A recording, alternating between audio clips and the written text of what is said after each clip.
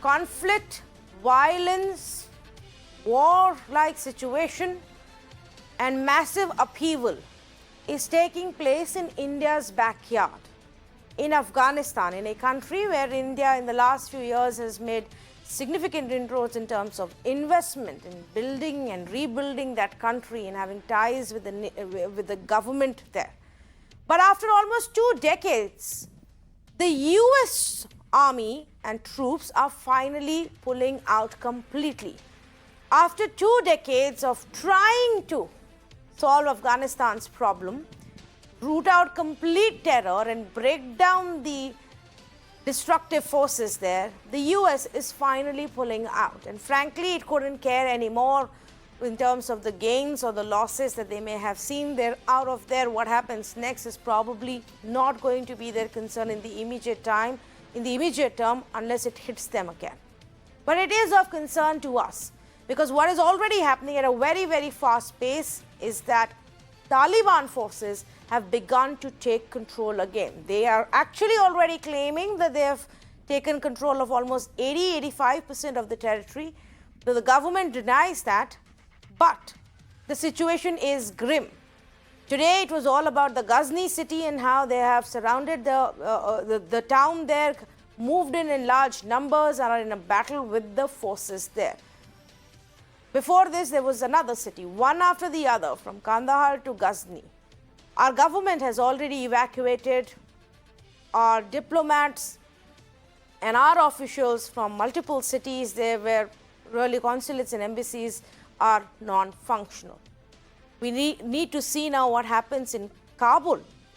Next, we also need to see if at all the so-called talks between the Afghanistan government and Taliban make any significant process. Obviously, one side which is very happy to see this is also in terms of the India side is Pakistan, because they'll be very glad when Taliban comes into play, or it'll be hoping to. What Taliban does next, one never really knows. But let's talk about what it means for India. Should we be worried? Will there be another big conflict, terror breeding ground right next to our boundaries? How do we view this? How do we tackle it? Should we engage with Taliban then?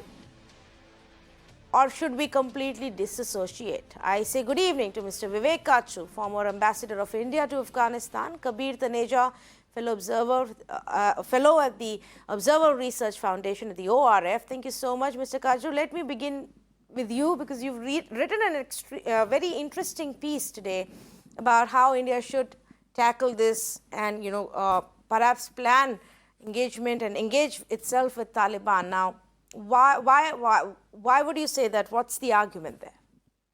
Well, I've been saying so since February of 2017, because it was quite clear by then to any discerning observer that the Americans could not militarily defeat the Taliban because they didn't want to cross the Durand line with their ground troops into Pakistan.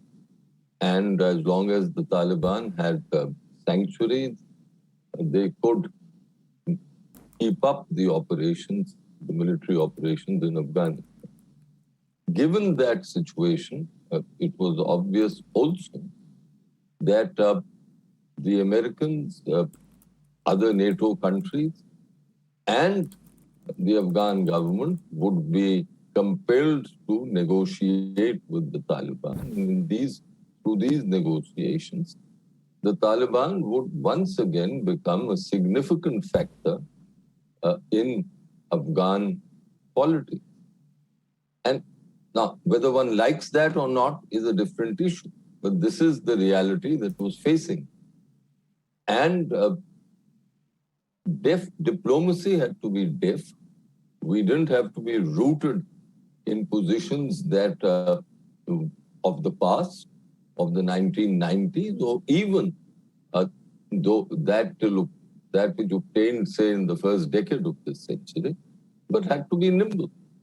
Now, the Taliban at that stage, I believe, were sending out signals that we should not take them as Pakistani proxies, and that needed to be tested. Yes, of course, the Taliban, some Taliban sections at the behest of Pakistan had undertaken violence against us, and that can't be overlooked. But as I've argued for a long time, that a great power, and I do believe India is a great power, has to be focused completely on its interests, even while it maintains its principles. And therefore, we could have, when everyone else was legitimizing the Taliban, we could have been ahead of the diplomatic curve instead of being behind it.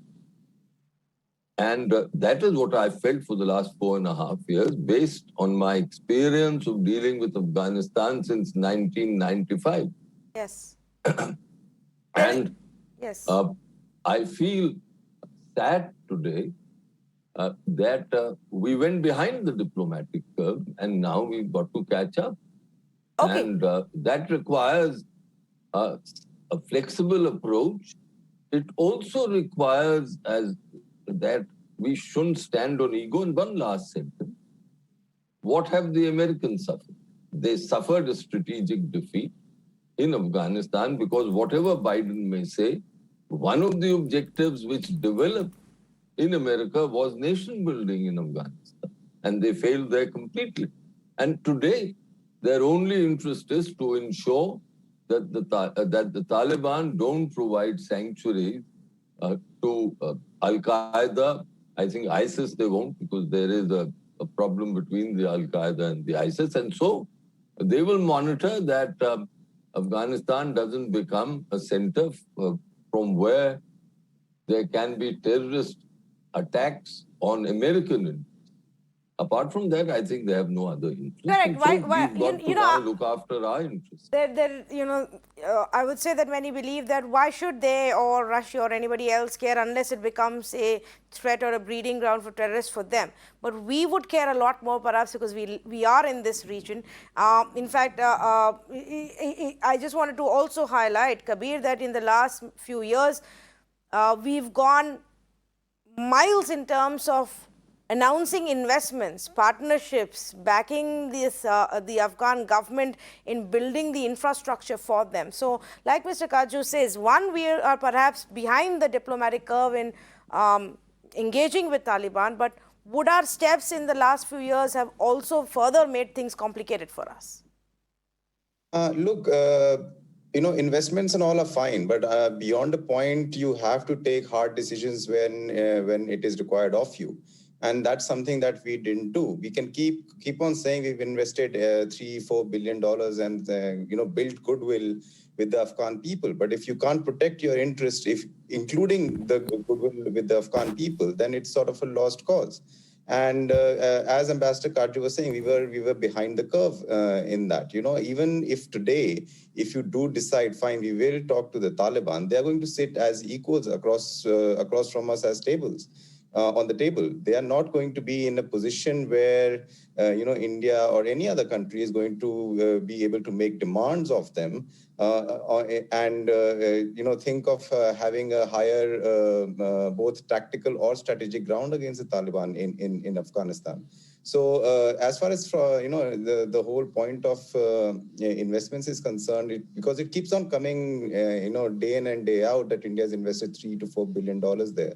All that is fine, but there were posts on social media showing Taliban fighters, barely few kilometers from the Indo-Afghan friendship dam.